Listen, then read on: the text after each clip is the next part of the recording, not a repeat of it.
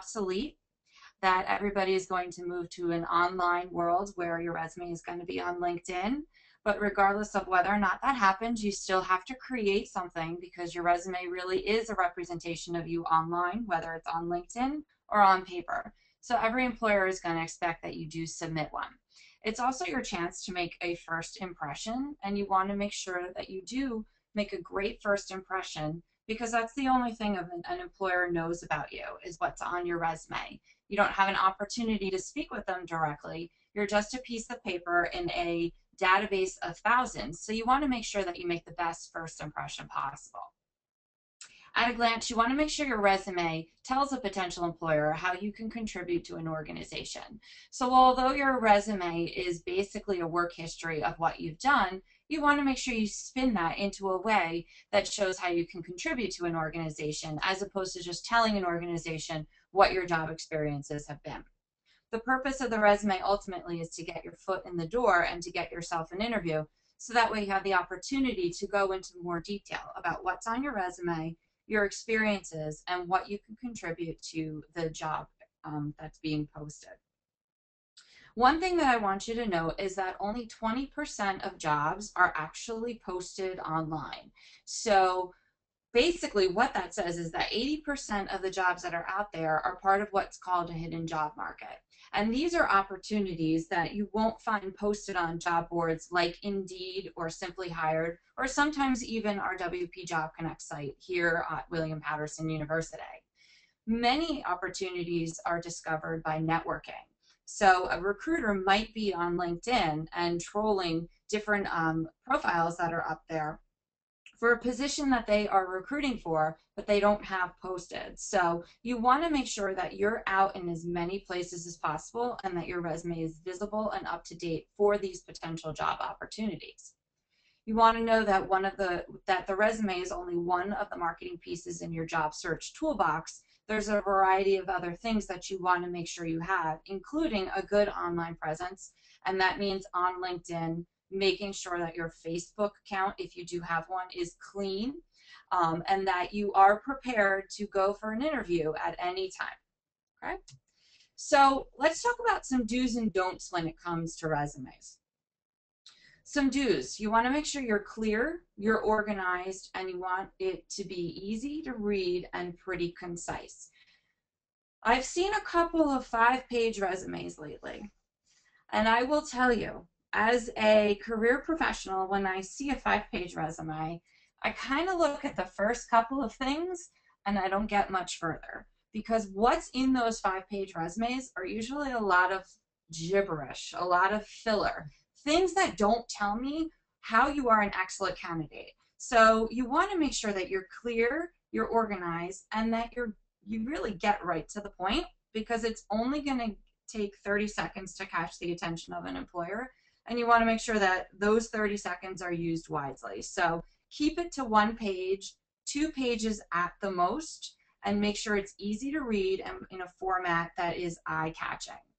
Keep it to 1 font. Some people like to put their name in big bold letters in a different font because they think it's going to stand out, or their headings are in a different font, underlined, bolded. It's really important to be as professional looking as possible, so use 1 font. And I would recommend keeping it to Times New Roman, or Microsoft Word, I believe now defaults to Calibri, and that is a widely accepted font also. Stay away from anything crazy looking. You don't want to use any script because that is extremely difficult to read.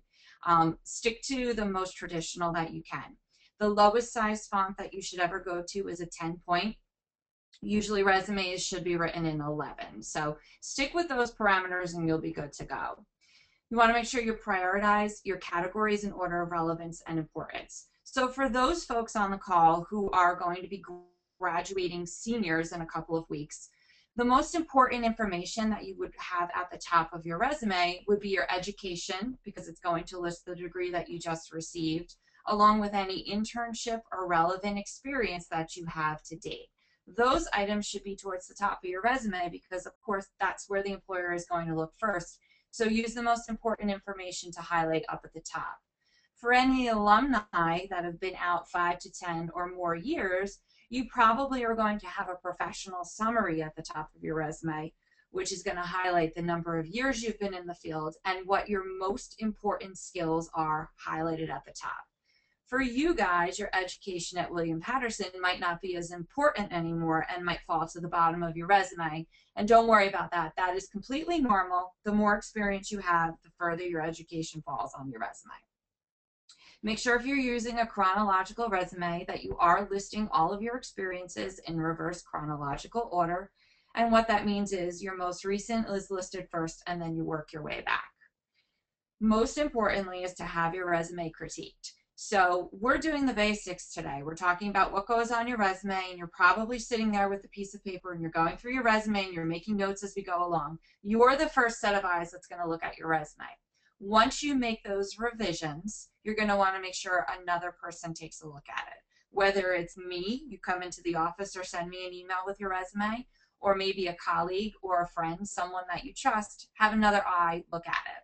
And then once you've done that and gotten more feedback, you'll probably want a third person take a look at it.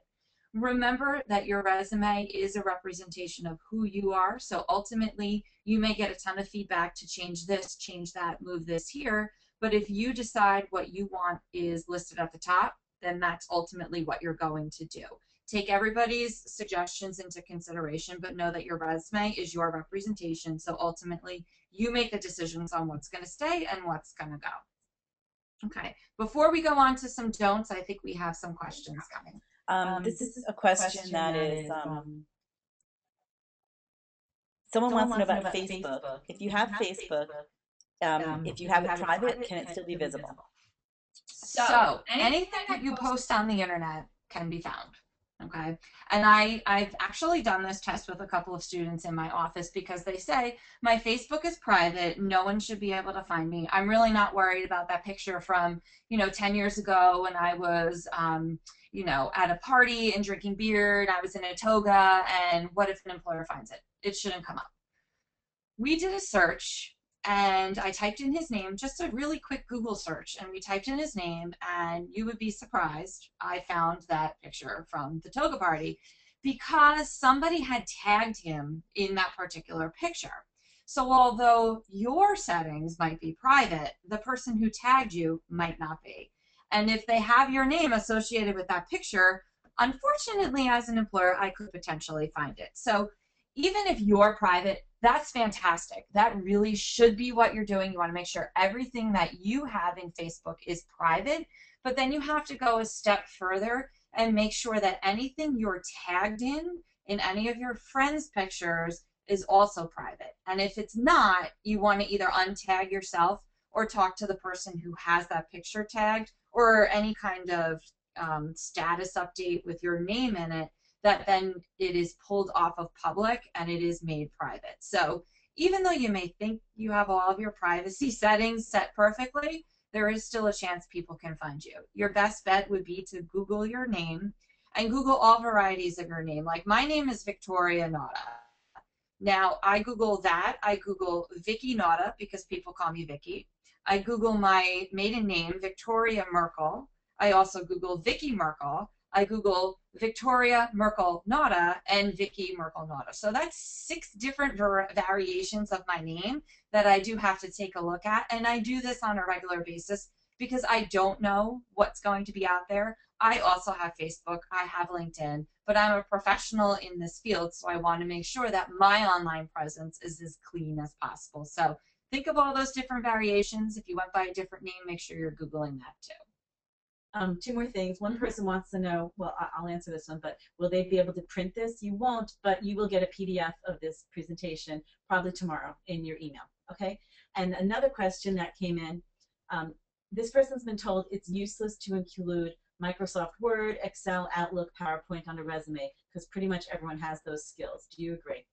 Not everybody has those skills, and I can definitely tell you I've had alumni who have been out for quite some time who came to me with a paper resume that was written in pencil because they did not have those Microsoft Word skills. So that particular student left that information off of his resume because he legitimately did not have those skills. If you do, it is important to still put it on there because not everybody is familiar or as, I guess, comfortable with Word or Excel or PowerPoint. Plus, a computer system, if you're submitting to a particular position, say with, I'm just going to pick a company, say Johnson & Johnson has a listing for a particular position. If one of the requirements is that you are computer literate, one of the search parameters that they will put in is Microsoft Word or Excel or whatever it is they're specifically looking for. And if you don't have that on your resume, you could potentially be left out of the selection of candidates that they do actually bring in for interviews.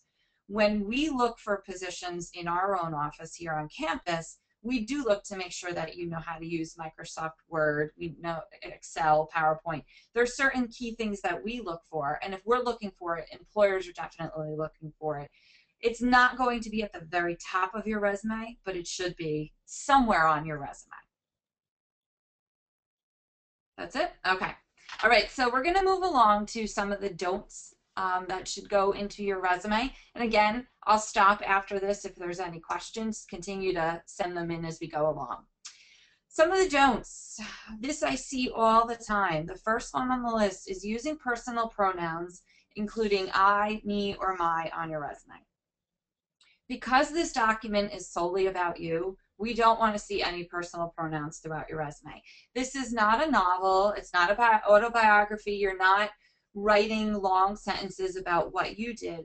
Everything should be as concise as possible. So where you've included an I, a me, or a my, simply take it out and it's going to sound exactly the same. So scan your resume, pull out any personal pronouns, and you'll be good to go. You also don't want to include your entire life history. So I don't need to know that your first job was at a movie theater and you popped popcorn and collected money. That's not important anymore. What's most important are your 3 most recent jobs and things that are relevant to what you're going to be looking for. We don't need to know that you've had a long job history. We just need to know that you've worked and that you've had recent work experience and that you've had consistent work experience. So no need to go back any further than your 3 most recent jobs. References is something that a long time ago we used to include on the resume, and it's not something we include anymore because it is stated, so you don't need that references available upon request statement anymore, and you also don't need to actually list the references on your resume itself. Your 3 references should be its own separate document, and you can title it references, reference list, professional references, whatever you want to call it, and that is where you're going to include the 3 contacts that you have allowed an employer to potentially talk to about your work ethic and your basic skills, etc. You don't need to submit this when you're sending your application in. You can bring it with you to the interview and give it to them when they ask for it. The next one I know sounds really funny about not including photographs or salary requirements, but this has happened before. A long time ago when I first started my career, I'll never forget the resume that came to me of a student who was looking for a co-op. And in the corner was a picture of him holding a can of Budweiser. And I'm not kidding. This legitimately really happened. And this unfortunately prevented the student from getting any interviews because the minute an employer looked at it, they discounted the student. And these were resumes that were sent out prior to me coming. Once I critiqued it and said you can't have a photograph on your resume, he started getting interviews. Not just for that reason with the Budweiser, but if, say, you are an older alum, you don't want to put your picture on there because you don't want to be discriminated against for your age. And on the flip side, if you're a recent graduate, it's the same thing. You don't want to be discriminated based on age, based on anything, how you look, what your race is, how your hair looks, if you have a funny smile. You don't want any of that to preclude you from going into an interview. I know there's going to be a question, it's going to be coming, that says, but what if I have Facebook or what if I have LinkedIn and they require a picture? In those cases, especially for LinkedIn, you want to make sure that you have a professional picture attached to your LinkedIn account. And what a lot of people do, and what I encourage students to do, is to stand behind a blank wall or stand in front of a blank wall, and you can either take a picture of yourself or you can have somebody take a picture of you with like an iPhone or something that's just a headshot that looks professional, something that like a model or a dancer or a performer would include with their resume. That is the only thing that you will allow on LinkedIn. There are no other pictures that should go on there. And you don't want to include any personal information like your race or your age.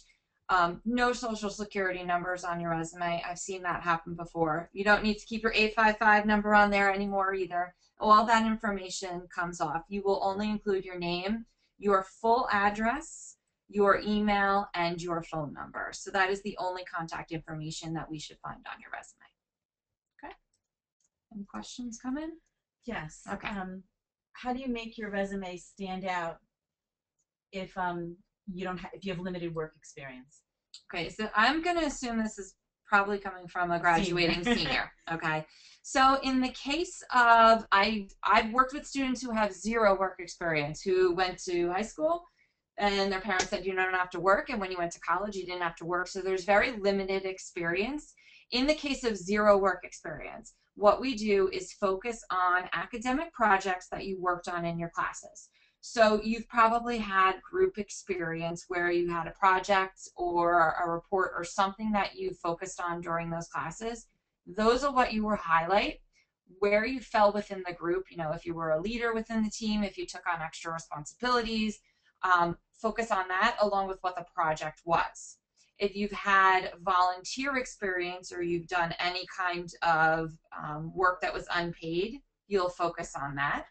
If you've been involved here on campus with any kind of clubs or organizations, fraternities, or sororities, you'll focus on that information. There are lots of skills that you receive in both the classroom setting, in a club setting, or any type of volunteer setting where you will receive transferable skills. So these are things that, regardless of whether or not you have work experience, you're going to take with you to a next job, and that's what you'll sell yourself to an employer. If you've had, say, limited experience, maybe one job, you'll list that on there, and then again, pick one of the other categories: academic projects or volunteer experiences, clubs and organizations on campus, and focus on those particular things to enhance your resume. Okay, a bunch of assorted questions. Okay. Do you have to have a picture on LinkedIn? You do not. Sorry, I'm drinking water at the same time because my voice keeps cracking. I apologize. You do not have to have a picture on LinkedIn. The benefit, though, to having a picture is that when there is a search that's done, profiles with pictures get listed before profiles without pictures. So you could do this as a test. Put your LinkedIn profile up there without a picture and then do a search of your name. There's probably other people with your name out there, and see where you fall within the search.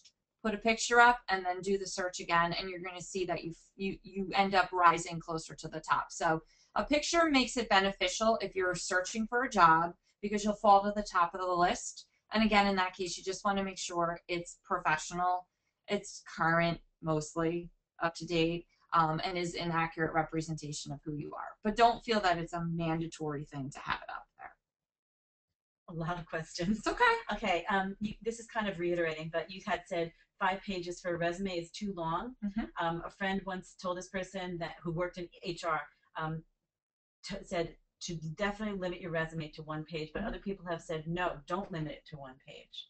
So limiting it to 1 page, really, for any folks on this call who are graduating seniors, definitely 1 page. There's no reason you should be on 2 pages unless you are an education major, in which case your resume will go to 2 pages because of all the experiences you have in student teaching, practicum, and internships. If you have a lot of experience, like myself, like Sharon here, your resume will probably fall onto 2 pages because you do have years and years of experience. What you want to do is take those experiences and not list the job descriptions, but rather the accomplishments that you have within those positions. So then the actual descriptions for each of those jobs become shorter instead of having a long list of duties. This is something I will touch on a little later, is talking about how to spin your job descriptions, and if you have a lot of work experience, what to focus on as opposed to all of the duties, which tend to make it a lot longer.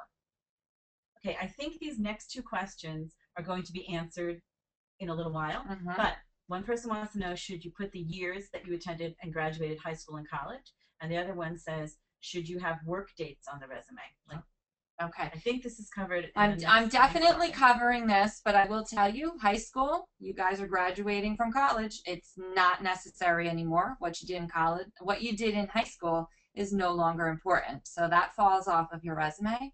And for work dates was the other question, Yes. employment dates. Yes. Yes, you will include those on there. We'll talk about different ways to put it on there because a lot of people are concerned, like if I only work there a month, what do I do? We'll talk about that, but yes, you will include them. Okay, another one. What are your feelings about including a job you're doing to fill a gap in your resume? Okay, I'm going to give you an example. Okay. Let's say this person was a project manager for 10 years and now is unemployed but freelancing as an artist to make money. Is that a turnoff to potential employers to put in that gap job that is maybe unrelated to your career, or is it better? That would be my question, and this is whoever you are out there, this is probably something that you and I can talk offline about in more detail, because it really is going to depend on what positions you're applying to.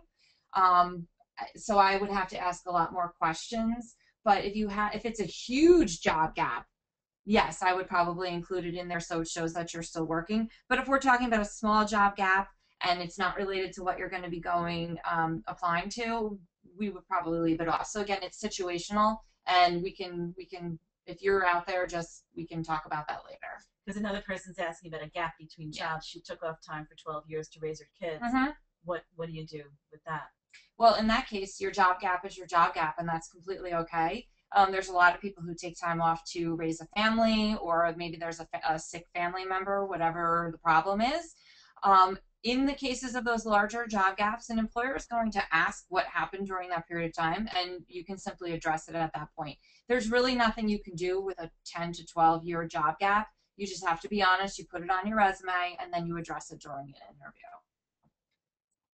Okay, Okay. there's so many coming in, but this person is asking about her skills. Where should she list it on the resume? I think this is going to be addressed. So I'm gonna put that on hold because we're gonna talk put that about on hold. that. This other person is asking, when you put your information on the top, do they put home and work phone numbers on the resume, or just a cell phone number? Okay. So I'm gonna move forward because that's the first thing I talk about is the contact information. So I'm gonna go over the format real fast. I'll probably answer a couple of these questions and then we'll keep going with all of those. So the contact information, what I want to tell you about that is you should include your name, your home address, and that's your full address. Some people leave it off. It's important to put on there because an employer will look at that and say, oh, this person maybe works too or lives too far away, or they're in another state. Let me go to the cover letter and find out what's going on with that. It's important to include it. Your phone number, I always recommend that you use your cell phone. Most people have it attached to them at all times, so just include your cell phone number and make sure that you note that it is your cell phone. If you have a work number, I think that was the question there was, can we include work number? If you can take work calls at work about a potential job opportunity, okay, but I would really, really strongly recommend that you do not include your work phone number, simply because if you happen to not, this happens in my office, my phone bounces to somebody else in my department, and if I have my work phone number on there and a potential employer calls and then gets my secretary, well, they're going to know that I'm looking for another job. So I would highly recommend sticking with just your cell phone number because it's with you at all times. You also want to include your email address because a lot of employers, believe it or not, will do their initial first contact via email. So make sure you have a working email address in there and that it is an appropriate email address. I'm sure I probably don't have to tell you guys this, but I'm going to address it anyway. You want to make sure that it is a professional address. So things like hotmama21@gmail or my daddy is really cool at Gmail is probably not the best thing to include on there. And Sharon's laughing here in front of me, but you would be surprised at the combinations that I've seen and things that seem really innocent. Sometimes I have to say, listen, you need to create a new email address. I recommend that you just create something when you're doing a professional job search for your professional job search. So create a new account and use that as the only resource for sending out applications and tracking because it's all in one spot. Okay. So I see there's a lot of questions coming in, so I'm gonna go through this relatively quickly because I want to make sure I address all of your questions. And I want you to know that there are two types of resumes. The first I'm going to address is the chronological one for folks who have little to no experience. you would include an objective statement on your resume. And the objective statement will go at the very top, and it should be concise and state the reason for why you're sending the resume. It needs to be specific for each position you're applying to. So you want to make sure you're not using a really general objective, because it doesn't tell an employer anything about what you're applying for or what you want to do. Highlight the skills that you wish to use at the new job and talk about what you can offer them, not what they can offer you. So a lot of times I see objectives that say to obtain a position that will help advance my career, and that's great for you, but that's not great for an employer. So an employer wants to know what you're going to bring to them, and that's what you should be highlighting. If you have experience, your objective is not necessary. It will be a professional skills summary, which I will cover next. You can see I have two things here. You want to avoid being very general, which in that statement, it says to obtain a challenging position in a financial company. That tells me nothing. But telling me that you want to obtain a supervisory position in a financial setting that's going to utilize your problem-solving skills and leadership experience tells me more about what you have to offer. If you want to get even more specific, you can insert the company name and the title of the actual position you're applying to. That shows a recruiter that you've done research and that you are very interested in that particular position. On the flip side, if you have years of experience, you will probably use a professional summary, and this is good for any job seekers who have about 5 to 10 years of experience. You want to summarize the important skills, the qualifications, and any achievements you have to date that are related to what you're applying for. Highlight the skills again that you wish to use in the new position and talk about what you can offer them. It's usually about a good 3 to 5 bulleted items that you want to immediately catch the attention of a recruiter. Yep, Sharon. Two questions directly related to this with your experience, okay? One person is applying for a position as an elementary teacher doing the alternate route. So she only teaching experience she has is 2 years of substitute teaching. So should her focus be on her teaching experience first and then the education down below, or should she put her education first? So you're teaching, any type of actual experience should be towards the top. So even though you were just substitute teaching, which is phenomenal, that should be at the top of your resume. So that should be the focus. Absolutely. And this other person has work experience and volunteers, and I think I know the answer to this, in activities that are related to the work field she's interested in. She wants to know, should she include all the volunteer experience?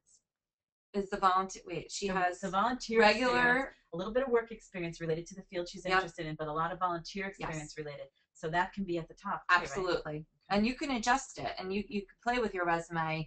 And if it looks like your work experience is more, your volunteer experience is more related to the position you're applying to, move that up to the top. You can always adjust your sections geared towards whatever it is you're applying to. Okay. So I'm not going to go through it, but there's a professional summary that's listed here, and you can see that the years of experience, the type of experience is highlighted in there, the numbers, quantifying information is all in there. So again, order is not going to count, but the next thing I'm going to go over is the education. Everybody here has graduated from William Patterson, so the way you list it is right there on the screen. You'll put your information, your degree, when you graduated. If you have any majors or minors, you'll list them on there. There's also certificates that you can put on. One thing I don't have listed here is the GPA. And good rule of thumb, if you are a graduating senior, and I know there's a few of you on the call, if your GPA is a 3.0 or above, please include it on your resume.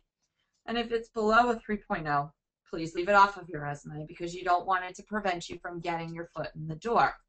Once you have experience in the field, your GPA and your education becomes less relevant. An employer doesn't care if you graduated with a 4.0 anymore, but if you can program in SAP or you can lead a team of 27, that's going to be more important than a 4.0 GPA. So don't be too tied to that right now, unless you are a graduating senior, in which case you want to highlight that you have a 4.0 GPA or a strong GPA while you were, say, working part-time and volunteering. So that shows you're able to juggle a couple of different things at the same time. Okay. Your experience section is also set up the same way as your education. You're going to include your company name, the city and state of employment, your job title, and you'll see that there is the dates that are employed. Right on this particular one, we include just the month and years. You don't have to get any more specific than that. The actual day that you started and the actual day that you left are not important. So months and years, and if there are job gaps or things that you're questionable about, you can use just the years. So 2005 to 2007. It becomes questionable when you just have like 2005 to 2005. In that case, you really do have to break it down by month. So again, this is something based on your own resume we can work on and decide what's better for you. Underneath that, you're going to have a bullet pointing of your job descriptions. And again, be concise. Do not make this into a paragraph. You don't need to make it into a novel. Be as short and to the point as you can. Some tips are to quantify where possible. So rather than telling me you wrote newsletters, tell me how many you wrote. Tell me how many advisories you put together. Tell me how many releases. Because one is very different from 100. So quantify wherever possible. Use action verbs to start off each of your statements, and you'll see some examples of that below. You want to stay away from anything that starts off with duties included or responsibilities are. Those are not active verbs. Make sure you're starting with things that are going to catch attention. And include achievements, recognitions, and special projects. So things that make you stand out from another candidate. We could have two people who are PR specialists who both work on public relations newsletters, but if somebody won an award for a particular newsletter, put that in there. That makes you automatically stand out from the other candidate. And volunteer experience is set up exactly the same way if it's applicable. Okay. So I go a little further into breaking down the skill here, and it's 2 columns here. So you can take what you would normally write, say, all right, I basically just worked the fitting room. You can take that and change it to interacted with customers and assisted them with merchandise selection to promote daily sales. That sounds a heck of a lot better than work the fitting room. So basically it's taking what you did as a duty and highlighting the specifics of it, but going above and beyond and highlighting the skills that you have. Now, are there questions that are coming in? Okay, because I can talk about some of the experiences. There's probably some questions about. Okay, I have been answering some people privately, just so you know, but a couple of questions are coming up about dates and things like that, so I'm going to ask these questions first. One person was unfortunately laid off twice, and he wants to know, does he have to put the month? You noticed it had like 5/12 to whatever 10/12. Does he have to put the month or can he just put the year? You know what I'm saying? Does he have to put the month he was laid off? Or you don't have to put the month that you were laid off, just put the year that you were employed. So I actually met with someone this morning who had that same situation, and all I did was cross it off, and I said, what year did you work there? 2012. That's what we put. So just put the year that you worked there. And then when you're in an interview, of course you can go into specifics about the situation, but you don't want to put anything on your resume that's going to be a red flag and prevent you from getting into the interview. Okay, 2 more like date and red flag questions. This guy still has an AOL account that he's had forever. Does that his friends that it dates him? It does. I'm sorry. I you know what? My mother-in-law has an AOL account too, and I joke with her all the time, and I say, listen, Mill. I call her Mill, by the way, mother-in-law Mill. I go, hey Mill, like really, this AOL account is so dated. Can't you move into like even Yahoo? Like move one step. So you have an AOL account, I would highly recommend, just for job search purposes, I'm not saying get rid of your AOL account, use that for all of your personal correspondence, but anything job related, it's really, I would say at this point in time, Gmail seems to be the most accepted form. I would create a Gmail account and use that strictly for your job searching options. Thank you. You got it. Okay, another question. Once you reach a, quote, certain age, is it necessary to put the year you graduated high school? High school? Absolutely not. High school is irrelevant. What about college? College, if it's at the bottom, it's probably at the bottom of your resume at this point, right? Yes. Okay. A lot of times I say to older alumni who are like, I really don't want them to discriminate based on when I graduated college. If you are that uncomfortable with putting the date that you graduated or the year that you graduated, that's fine. You can leave it off. If you're comfortable, leave it on, because it says 2 things to a potential employer. It could say, yes, I graduated a long time ago and I'm really old and I may be retiring soon, so you're probably not going to want to hire me. Or on the flip side, it might say to an employer, this person has years of not only work experience, but life experience and maturity, and could be a potentially really good hard worker for me. So it's your comfort, where whatever you want to do, it's completely up to you. I'm not going to tell you one way or the other. Okay, we have someone here who actually does resumes for Mm-hmm. people at her school, and she's had some students say that they're stay-at-home moms, Mm-hmm. but when they and that they babysat, and they list that as private childcare. Mm-hmm. She just wants to know what you think about that. Yep, that's how I listed too, is either private family or private childcare, and then you don't list anything about the family, and then some people, you don't have to include the city and state on there because again it's all private information for a family, but that's how we would list it too. Okay, and here's just one last for now. Yep. This was an art student. He has a portfolio website of his artwork. Mm-hmm. Should he include that link on his resume? Absolutely. It should go up in your contact information. And one other thing that could go up there is your LinkedIn account URL. So that's another thing that you can include up in your contact information. Because again, when I see that on any resumes that come in, and I'll be honest with you, any resumes I get in my office, the first thing I do is go to LinkedIn and I try and find their professional profile so that I can get an idea of what their work history has been like. So include it on there because it's going to be looked up anyway. Ooh, and now I have one last question Okay. that's very interesting about being online. Can having different forms of your resume posted online that are tailored for different positions, can that be a turnoff for potential employers? Like if they see two different versions of your Two resume? different versions. If it's for the same industry, probably not so much. So if you want to be a director of marketing or a creative director, you can have That's yeah, you can have same. it's like the same thing. You're talking, you're like in a supervisory director type position. Now I don't know where these would be posted, I guess is my question Monster. on Monster Career Builder. Sure. A lot of times what will happen when an employer is doing a search, they put LinkedIn. keywords in, um, and they're only going to pull back one resume. Um, I'm going to tell you this. I'm going to tell you a little secret. Most recruiters are not using Monster, Career Builder, or any of those job boards that have been really popular in the past. And the reason why is because LinkedIn is available. So I highly encourage anybody who's not on LinkedIn to get on LinkedIn because that's where 90% of recruiters are, and that's where they're doing all of their job searches. Because you are putting one resume or one professional representation of yourself up there, and they will do keyword searches and automatically find you. The difficulty with using Monster or Career Builder is that an employer, as a recruiter, has to figure out, number one, what the criteria is going to be that they're going to put in. So when I mentioned Microsoft Word, bilingual, supervisory, they have to come up with their own key terms to go into this database of thousands and thousands of resumes to possibly pull back another 1,000. And then they have to go in and research again on those thousands of resumes to keep narrowing it down. It's a lot of work for a recruiter. So unfortunately, when it comes to Monster, they're not really using it. They're on LinkedIn. They do quick key searches. They see in your heading what you're looking for, and that's how they're doing their recruiting. So I wouldn't worry too much about various resumes up there. I would focus on getting your resume on LinkedIn. Good.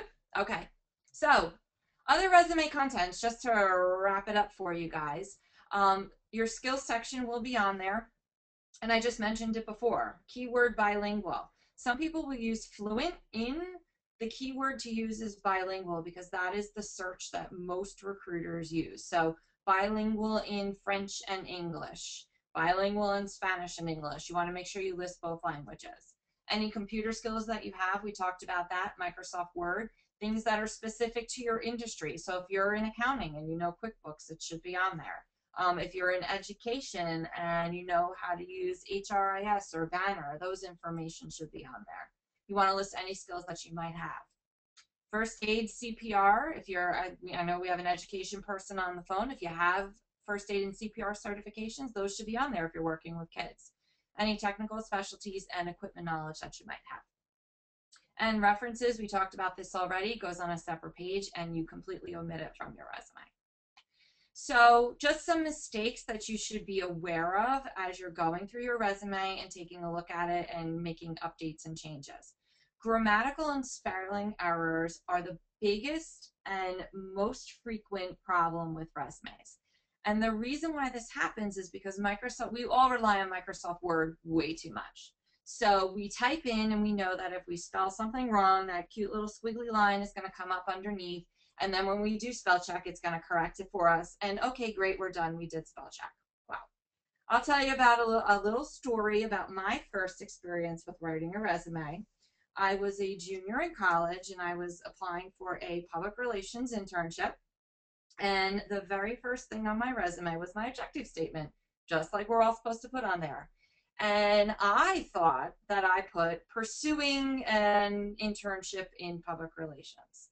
Well, I sent my resume out multiple times and I'm like, why am I not getting any calls? My resume is fantastic. I have great experience. I'm involved in leadership things. I was doing all the right things. Well, instead of pursuing, the word on my resume was actually pursing instead of pursuing. And pursing is a word. It was not caught on Microsoft Word, so it told me my resume was great. Well, I didn't catch that spelling error, and it probably prevented me from getting a couple of internships until I realized and I had a professor point out to me that the word was misspelled. So, word to the wise, make sure you use spell check, but then have another set of eyes look at it because you may have a word or two that's in there that's spelled wrong. You also want to be aware of too much white space on your resume. And basically, that means making sure your resume is balanced. So, what happens on one side of your resume should be balanced with the other. And think about it in terms of a kindergarten project where you took a blob of paint and you put it on a piece of paper, folded it in half, and it made this really pretty even thing on both sides. That's exactly what your resume should look like too. Make sure all of your dates are lined up if you've spaced them and tabbed them over to the right hand side, that all of your cities and states are consistent. You want to make sure that they're all in the same place. The last thing you want is for everything to be all over and mismatch and doesn't look like it all goes together. So keep an eye on the way your resume looks overall. You want to make sure your bullet points are also complete, that you finish the actual statement and not just leave it hanging. You also want to make sure you include enough information to give an employer a really good view of what skills you're going to be bringing to the table. Try not to include experience that's irrelevant and any qualifications that don't make sense. Again, if you don't have a lot of experience, you're going to take those things that maybe aren't so relevant and pull skills and qualifications that you have from those jobs that you're going to take with you anywhere. And most importantly, you want to demonstrate value to an employer. So tell them what you're going to bring to the table and how you're going to add value to their company. How are you as an employee going to make their company successful and help their bottom line? That's ultimately what your resume should be telling them. So make sure that when you review it, that's what it's geared towards. Okay, so that's really kind of a quick overview of the whole resume process.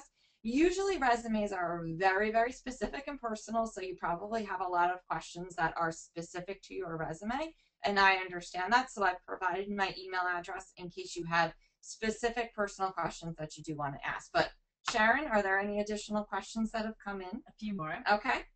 Is it necessary to have a LinkedIn premium account? No, absolutely not. Most people do not have a premium account because you can pretty much do everything without that premium.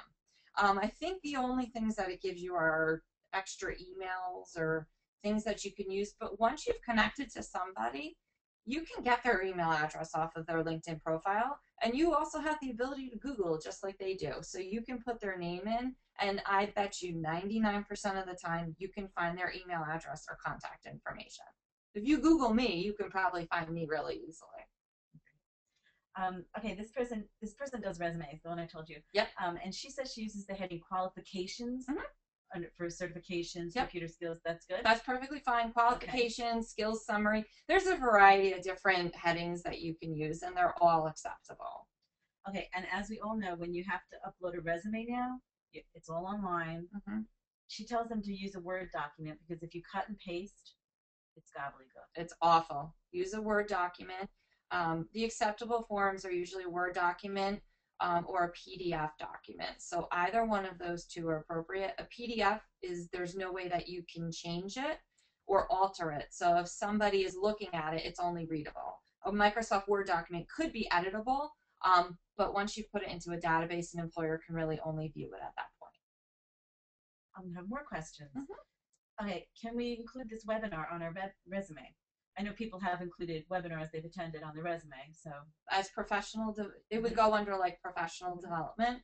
Sure, absolutely. I mean, you can if that's something that you want to put on your resume and you need to put it on your resume. If you're in like an education field, like I will include seminars and things that I've attended or places that I've presented on my resume that I would want somebody to know that I've done. And LinkedIn again. Oh. I think the answer is no, but is it important to have 500 plus contacts on LinkedIn? No, it's not. It's like that's like the recruiter's dream. It's funny because it's almost like some people make it a competition to get to 500 plus connections, but it really doesn't mean anything. So if you have 500 plus connections, that means that you've connected to a whole heck of a lot of people, but I bet you probably don't know all those 500 connections. So it's not important. It is important to build your network though. So it's not enough to just go on LinkedIn and put your resume up there and then do nothing else. You need to take it a step further and connect with people who maybe you've gone to school with, maybe you work with, former professors, people that are in your field. You do want to build up your network because those are the people who ultimately will be able to tell you, hey, I know of a job opportunity. Let me refer you to this person on LinkedIn. So it's important to build, but you don't have to have an army of people that you're connected to. You'll find people who are in recruiting or people like me who work with employers on a regular basis will have 500 plus connections, but that's just the nature of our jobs. So it's not important for you as, say, an education person to have 500 plus connections. okay, well, we're actually getting close to one. I know a lot of people are going to have to start logging off because they're on their lunch hour. But I just wanted to let everybody know that Victoria, you can email her if your question didn't get answered. We did try to answer as many as possible. We answered some privately. Second of all, I will send the PDF of the presentation to everybody who is here in attendance. And the recording, as well as the presentation, will be uploaded to the alumni website, which is wpunj.edu/alumni. You'll see a link and you'll be able to look and hear. And you also all get a little certificate that you attended the webinar. So if you do want to put it on your resume as a professional development, feel free. And other than that, thank you, Victoria, for our great presentation. Thank you all for attending, and look for more webinars. We have another one coming up in 2 weeks. So thank you very much. Thank you.